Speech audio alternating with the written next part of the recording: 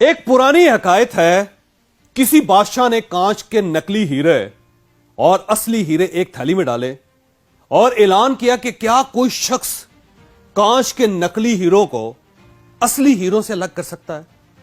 बादशाह की शर्त थी, जो शख्स ये काम कर लेगा उसे वो दे दिया जाएगा जो वो मांगेगा। लेकिन थैली को हाथ लगाने के बाद नाकाम रहने वाले शख्स का सर काट दिया जाएगा। लोग महल की तरफ दौड़ पड़े, लेकिन कोई शख्स कामयाब ना हो सका। यूं इनाम के लालच में सर कटते रहे, लोग मरते रहे। कांच के नकली हीरे बनाने वाले ने इन हीरों को इस महारत से तराशा था कि उनको देखकर वाकई असल का गुमान होता था। यह ऐलान सुनकर एक अंधा फकीर भी शाही महल में हाजिर हो गया। बादशाह को सलाम किया और अर्ज किया, हुजूर, मैं असल हीरो को कांच के हीरो से अलग कर सकता हूं। बादशाह ने कहका लगा और कहा, यह काम तो आंखों वाले नहीं कर सके, तुम कैसे करोगे? क्यों कत्ल होना चाहते हो? लेकिन अंधा फकीर हर शर्त मानने के लिए तैयार था। बादशाह ने थैली उसको पकड़ा दी।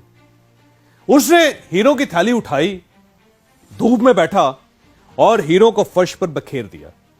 वो थोड़ी थोड़ी देर बाद हीरो को हाथ में पकड़ता था और फिर नीचे रख देता था। एक घंटे बाद वो बादशाह के सामने हाजिर हो गया। उसके एक हाथ में असली और दूसरे हाथ में कांच के नकली हीरे थे। शाही जोरियों ने दोनों हाथ के हीरे देखे और तस्दीक कर दी कि अंधा वाकई जीत गया। बादशाह बहुत हैरान हुआ कि जो काम आंखों वाले नहीं कर सके, वो काम एक नाबीना कैसे कर गया। बादशाह ने अंदर से दरियाफ्त किया, तुमने असली और नकली की पहचान कैसे की? अंधा बोला, हुजूर, ये तो बहुत ही आसान काम था। मैंने हीरो को धूप में रख दिया था। जो हीरा तपश से गर्म हो गया वो नकली था, और जो गर्मी बर्दाश्त कर गया और ठंडा रहा वो असली था। बादशाह ने अंधे के इल्म की तारीफ की और इनामो इकराम से नवाज कर रुखसत कर दिया।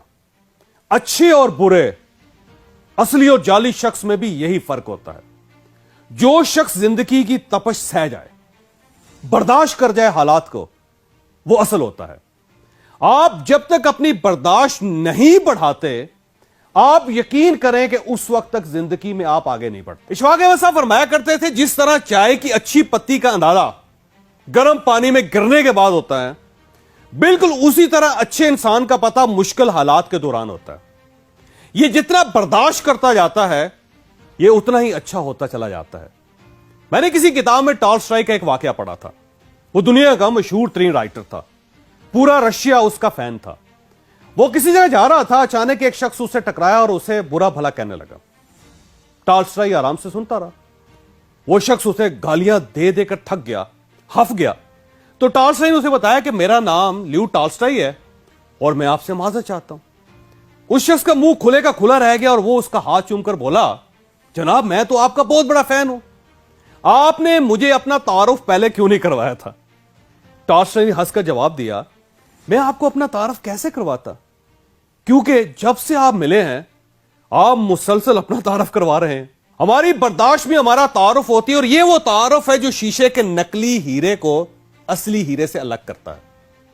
आप अगर थोड़ी सी तपश, हालात की मामूली सी गर्मी से तप जाते हैं, आपको मामूली से मसाइल, थोड़ी सी परेशानियां अंदर से हला कर रख देती हैं, आप लेट जाते हैं, आप छोटी छोटी बातों पर लड़ना शुरू कर देते हैं, तो आप फिर नकली ही रहे।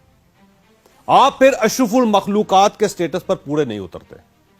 और आप अगर हालात, मुश्किलात, मुसीबतों और फिक्रों के गर्म सूरजों के बावजूद ठंडे रहते हैं, आप अगर पिघलते नहीं हैं, तो फिर आप असली हीरे हैं। आप फिर इंसान कहलाने के काबिल हैं।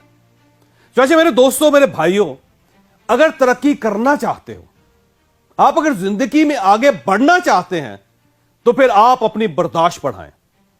आप फिर लोगों और हालात को बर्दाश्त करना सीखें।